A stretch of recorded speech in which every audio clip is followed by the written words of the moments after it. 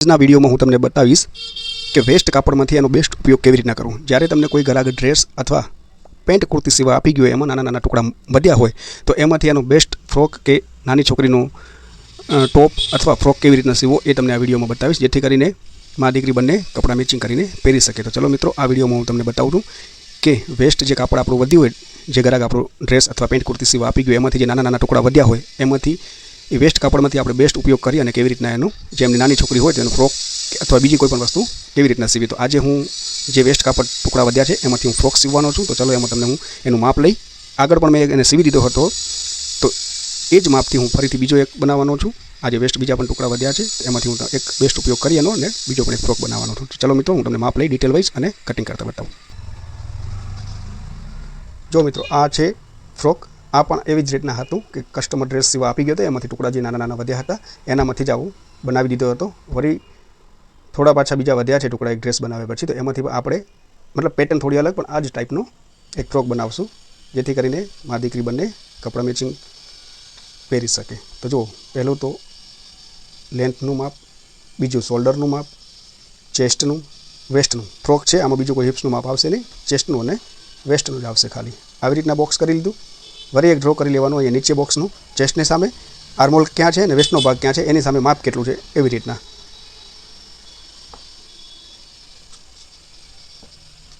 અને બીજું આવશે માપ એમાં સ્લીવનું અને બોટમનું। જો તો આમાં જે ઉપરનો જે કોઠો છે શોલ્ડરથી માપવાનો અહીંયા સુધી કેટલો છે, 10.5 ઇંચનો રેડી છે, બરાબર। તો 10.5 ઇંચ કોઠો અને ફૂલ લંબાઈ કેટલી છે 31 ઇંચની, 31 ઇંચ એની ફૂલ લેન્થ છે। 10.5 ઇંચના કોઠાનું માપ છે અને 31 ઇંચ ફૂલ લેન્થ છે। પછી એને જરાક આવી રીતના ઊંધું કરી અને શોલ્ડરનું માપ લઈ લેવાનું, જે રેડી અત્યારે શોલ્ડર છે એનું 9.5ના શોલ્ડર છે, તો 9.5 ઇંચના શોલ્ડર નાની બેબીનું છે। હવે આ જે મેં ચેસ્ટ વેસ્ટના જે બે બોક્સ કર્યા છે, અહીંયા આર્મોલનું લખવાનું, અહીંયા વેસ્ટનું માપ સમજી લો કે અહીંયા આવી રીતના આને સીધી લાઈન જોઈ લેવાનું કેટલું છે। 5 ઇંચ એનો આર્મોલ કટિંગ કરેલો છે અને 10.5 ઇંચે એનો કોઠો છે, એટલે 5 ઇંચનું આપણો આર્મોલનું માપ આવ્યું, 10.5 ઇંચ અહીંયા કોઠાનું માપ આવ્યું। હવે જે આ બે માપ લખ્યા ને આર્મોલનું અને કોઠાનું, એની સામે આર્મોલની સામે પહેલાં ચેસ્ટનું માપ લઈ લેવાનું। રેડી માપ કેટલું છે આપણી પાસે, રેડી જ છે કુર્તી માપની, 13 ઇંચનું છે ઉપરથી અને વેસ્ટમાંથી એનો 11.5 ઇંચનું રેડી માપ છે। જે આપણે આર્મોલ લખ્યું એની સામે ચેસ્ટનું જે રેડી માપ આવતું એ લખી લેવાનું અને વેસ્ટમાં જે આપણે કોઠાની લેન્થ પૂરી જ્યાં થાય છે ત્યાં 10.5 ત્યાંનું વેસ્ટનું માપ લખી દેવાનું। તેનું વેસ્ટનું માપ છે 11.5 ઇંચ, આ રેડી માપ છે। હવે એમાં કેટલું માર્જિન રાખવાનું એ બતાવીશ, બાકી માપ તો આપણી પાસે રેડી જ છે। નીચે તો જે ઘેર થશે આપણી પાસે કાપડમાંથી એમાંથી કરી લેશું। સ્લીવનું માપ એનું જોઈ લઈએ,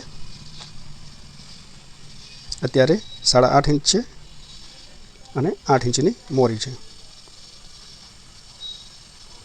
8.5 ઇંચ લંબાઈ છે અને એની મોરી 8 ઇંચ છે। તો હવે આને સાઈડમાં રાખી દઈએ આપણે।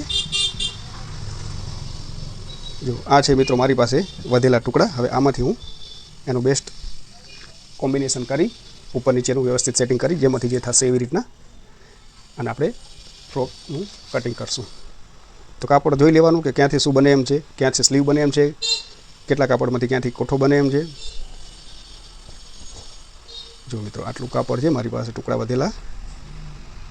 તો આમાંથી મને ખબર છે કે આમાંથી આ મોટા ટુકડા છે, આમાંથી નીચેની ઘેર થઈ જશે, સ્લીવ થઈ જશે અને આ નાના નાના ટુકડા છે આમાંથી આપણે કોઠો કરશું, નીચેનો પટ્ટો ને એ બધું કરશું, થોડી થોડી પેટર્ન કરશું નાના નાના ટુકડામાંથી, બરાબર। તો હવે આમાંથી આપણે ઉપર એનો કોઠો કરશું અને જે પ્રિન્ટેડ છે એનામાં નીચેની ઘેર કરશું। તો હવે આપણે એનું કોઠાનું કટિંગ કરી લઈએ। આમાંથી આપણે એનો ઉપરનો કોઠો બનાવવો છે એટલા માટે। જો આ ફોલ્ડ કરી લીધો ડબલ।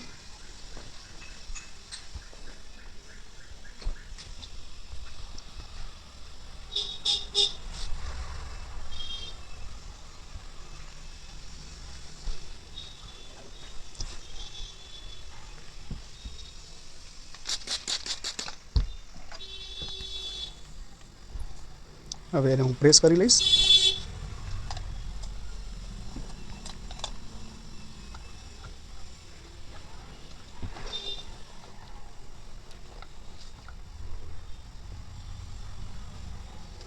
હવે એના વળી પાછો ડબલ ફોલ્ડ કરી નાખ્યો એટલે આપણા 4 ભાગ થઈ ગયા.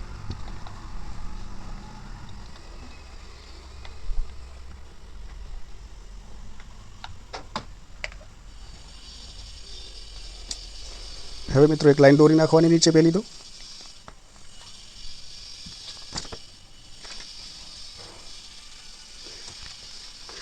જો લંબાઈ કેટલી છે કોઠાની 10.5, તો આપણે 10.5 લંબાઈ 1 ઇંચ માર્જિન 11.5 રાખવાનું. અડધો ઇંચ શોલ્ડરમાં જશે, અડધો ઇંચ અહીંયા નીચે જ્યારે આપણે ચપટી કરશું એનો ભાગ. પછી 5 ઇંચ એનો આર્મોલ હતો તો આપણે 5 ઇંચ એનું આર્મોલનું માર્ક કરી નાખશું. બસ આવી જ રીતના જેટલી લંબાઈ હોય એનાથી 1 ઇંચ વધારી અને જ્યાં આપણું આર્મોલનું માપ આવ્યું હોય આર્મોલનું આ આપણું તો કોઠાનું ફિટિંગ આવશે એ આ નીચેનો ભાગ થઈ ગયો. હવે એને બે આડી લાઈન કરી નાખવાની. હવે જે માપ છે એ આપણે આવી રીતના આડું માપ લઈ લેવાનું. જેમ કે શોલ્ડર 9.5નો છે, 9.5ના અડધા 4.5 અને અડધો ઇંચ આપણું માર્જિન જે આપણું સ્લીવમાં જ્યારે લગાવશું ત્યારે જશે ત્યારે. પછી આપણું જે ચેસ્ટ આર્મોલ જે આપણું 5 ઇંચ આવ્યું એની સામે આપણું 13 ઇંચનું માપ છે તો 13ના અડધા 6.5 અને 1.5 ઇંચ માર્જિન. અને જ્યાં 10.5 હતો વેસ્ટનો ભાગ જ્યાં કોઠો પૂરો થતો હતો એની સામે આપણું 11.5 માપ આવે છે. 11.5ના અડધા 5.5 અને 1.5 ઇંચ માર્જિન. આવી રીતના થઈ ગયું કોઠાનું. આ ઉપરનો કોઠો થઈ ગયો. હવે એને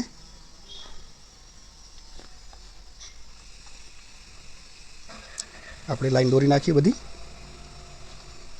લાઈન દોર્યા પછી જે આપણો આર્મોલ આવે છે બેકનો એનો આપણે આ ડ્રો કરી નાખ્યો અને ફ્રન્ટમાં આવી રીતના 1 ઇંચ પાછળ લઈ અને એની ગોલાઈ ડ્રો કરી નાખવાની આવી રીતના. ઓકે, આ થઈ ગયો આપણો કોઠો અત્યારે રેડી.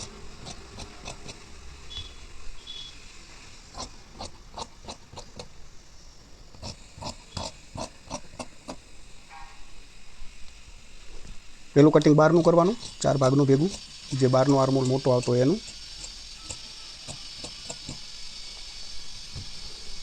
પછી અંદરનો ભાગ એક કાઢી નાખવાનો, એ આપણો પાછળનો ભાગ થયો. અને વળી જે આ માર્ક આપણું દોરેલું છે એ જ ભાગથી આપણે આગળની એની ગોલાઈ કાપી લેવાની. આ પરફેક્ટ થઈ ગયું. આગળ પાછળના આ કોઠો થઈ ગયો બરાબર. આવી રીતના ગોલાઈ આગળ આવશે. હવે એનું નીચેનું ઘેરનું રહ્યું સિમ્પલ જ છે મિત્રો. આવા ટુકડા જે નાના વધે તો જે ગ્રાહક સીવા આપી ગયો એમની કોઈ નાની છોકરી હોય તેનું સીવી દેવાનું, અને એની ના હોય તો તમારી છોકરી હોય તો સીવી નાખવાનું. બાકી વેસ્ટ ટુકડા જવા નહીં દેવાના. બાકી બીજું ઘણું બધું થાય એવું નથી.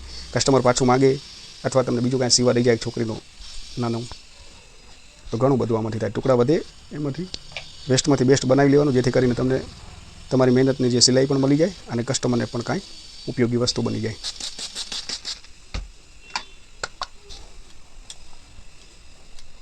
જો આ ટુકડા જે પ્રિન્ટેડ હતા ને એ મારી પાસે થોડા વધારે વધ્યા છે એટલે આમાંથી આપણે નીચે એનું ગેર કરશું.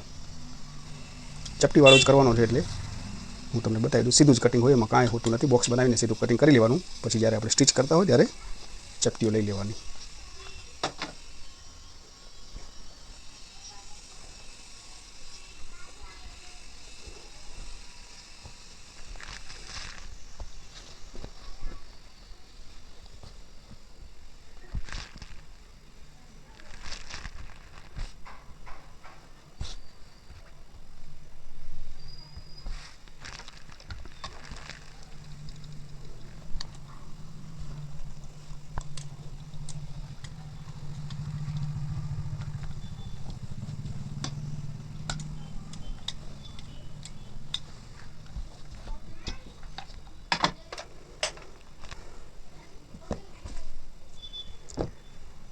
આમાં પણ મિત્રો હવે જે આવી રીતના છે આપણે લેન્થ કાઢવાની છે એની, તો અહીંયાથી સીધી લાઈન ડ્રો કરી લેવાની. પહેલી તો આગળ પાછળનો ભાગ જોઈ લેવાનો સરખો રાખીને. હવે એની ફૂલ લંબાઈ હતી 31 ઇંચની. આપણે કોઠાનું તો કટિંગ કરી નાખ્યું. હવે એની ફૂલ લંબાઈ છે 31 ઇંચ. તો 31 ઇંચમાંથી આપણે અહીંયાથી જે 10.5નો કોઠો છે એને માઇનસ કરી લેવાનો. 10.5નો બરાબર, એટલે 10 ઇંચ કરવાનો, કારણ કે અડધો ઇંચ આપણું સિલાઈમાં જશે. જેટલો કોઠો હોય એનાથી અડધો ઇંચ રાખીને બીજો માઇનસ કરી લેવાનો, કારણ કે ઉપર આપણો કોઠાનો ભાગ આવી જશે બરાબર. તો 10 ઇંચ મેં કરી નાખ્યું માર્ક. હવે એની 31 ઇંચની લંબાઈ છે અને હું હાફ જ ઇંચ રાખું છું, કારણ કે હું જ્યારે પછી બનાવીશ ત્યારે આનો પટ્ટો કટિંગ કરી હમણાં બતાવું. અને આવી રીતના ઉપર ફોલ્ડ કરીશ, નાની નાની પટ્ટી એક અહીંયા અને એક આવી રીતના 2 પટ્ટી લગાવીશ, જેથી કરીને લુક વાઇઝ પણ સારો લાગે અને પેટર્ન પણ અલગ થઈ જાય થોડી. તો હું ત્યાં અડધો ઇંચ જ માર્જિન રાખું છું નીચે લંબાઈમાં. કે આપણે જે ફોલ્ડ કરવાનો હશે એ આપણો ઉપર આવશે. તો વળી પાછી એક આપણે એક સીધી નીચે લાઈન દોરી નાખી અને જે પણ સાઈડમાં કાપડ છે પૂરેપૂરું એનો ઉપયોગ કરી જેટલું છે એટલું રાખી અને સીધું માર્ક કરી દેવાનું. બસ આવી રીતના ચોરસ બોક્સ જ આવશે નીચેનું તો, કારણ કે ઉપર તો પછી આપણે જ્યારે ચપટીયું લેશું અને નીચે થોડી ગેર ઇનફ મળી જશે છોકરીને.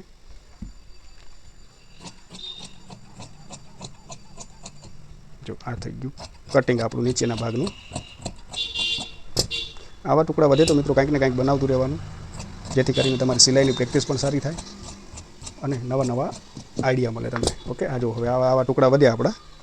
આ ટુકડા વધે તો કોઈ કામના નથી, બાકી આટલા મોટા ટુકડા વધ્યા હોય તો કસ્ટમરને કહેવાનું કે પીસીસ વધ્યા છે, કાંઈ સીવવું છે અથવા કાંઈ બીજું બનાવવું છે, કુશન કવરને કાંઈ પણ ઘણું બધું બની શકે. ઘરે બેઠા તો તમે ઘણું કરી શકો જે વેસ્ટ પીસ વધ્યા હોય એમાંથી. ઓકે, આપણું હવે થઈ ગયું. હવે આ જે ઉપરનો આપણો કોઠો થઈ ગયો, જો હવે એનું કોમ્બિનેશન કેટલું સરસ લાગે છે. આ ટુકડા વધ્યા હતા પણ આ પીસ બની જશે એટલે કેટલું સરસ લાગશે એમ.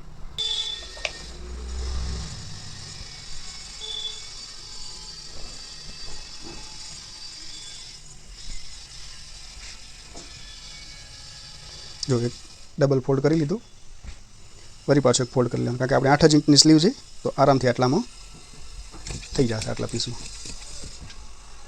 બીજો પીસ વધશે, ક્યાંક પેટર્ન કરવામાં કામ આવશે આમાં.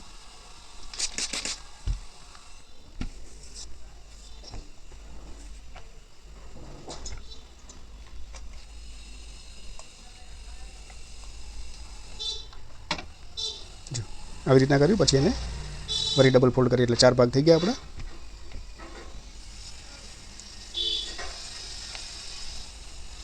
મિત્રો વિડીયો વચ્ચે બંધ થઈ ગયો તો સ્લીવ ડાયરેક્ટ કટિંગ થઈ ગઈ, પણ હું તમને એનું બતાવી દઉં કે મેં સ્લીવ કેવી રીતના કટિંગ કરી છે.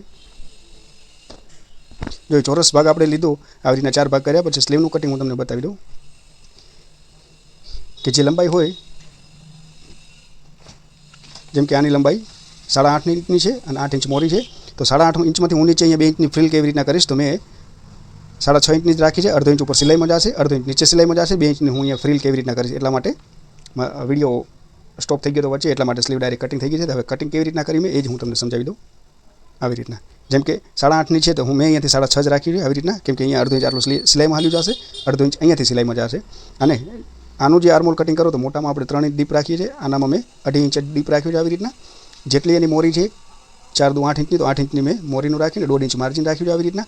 અને કટિંગ અત્યારે થઈ ગયું છે, હું તમને બતાવી દઉં કે મેં કેવી રીતના કટિંગ કર્યું. તો જે પાછળનો ભાગ હોય આપણો, પાછળનો ભાગ જ્યારે તમે આ માર્ક કરી લો ત્યારે જે પાછળનો ભાગ હોય ને એને આવી રીતના જોઈ લેવાનું કે પૂરેપૂરું પરફેક્ટ છે ને. જો મેં અત્યારે કટિંગ કર્યું છે, અત્યારે આ જ ઉપર રાખી આવી રીતના અને મેં એનું માપ કરી દીધું. અને પછી અત્યારે પણ હું તમને બતાવી દઉં, જો એકદમ જ્યારે લાગશે મતલબ પૂરેપૂરું છે તો સ્લીવ તમારી ન વધે કે ન ઘટે જ્યારે તમે બનાવતા હોય ત્યારે. અને આગળ ગોલાઈ હોય, આમાં પણ ગોલાઈ હોય એટલે સેટ થઈ જાય. પાછળ ગોલાઈ ના હોય, પાછળ મોટો ભાગ હોય તો આવી રીતના અહીંયાથી તમે આટલું સ્લીવ મતલબ શોલ્ડરનું ફિટિંગનું કાઢી લો. પછી તમારે મેજરમેન્ટ કરીને પરફેક્ટ જોઈ લેવાનું. જો એક્ઝેક્ટ પૂરેપૂરું છે, જેથી કરીને જ્યારે સ્લીવ લાગશે ત્યારે એકદમ પ્રોપર લાગશે. તો આશા રાખું છું મિત્રો તમે નાની બેબીના ફ્રોકનું કટિંગ શીખી ગયા હશો અને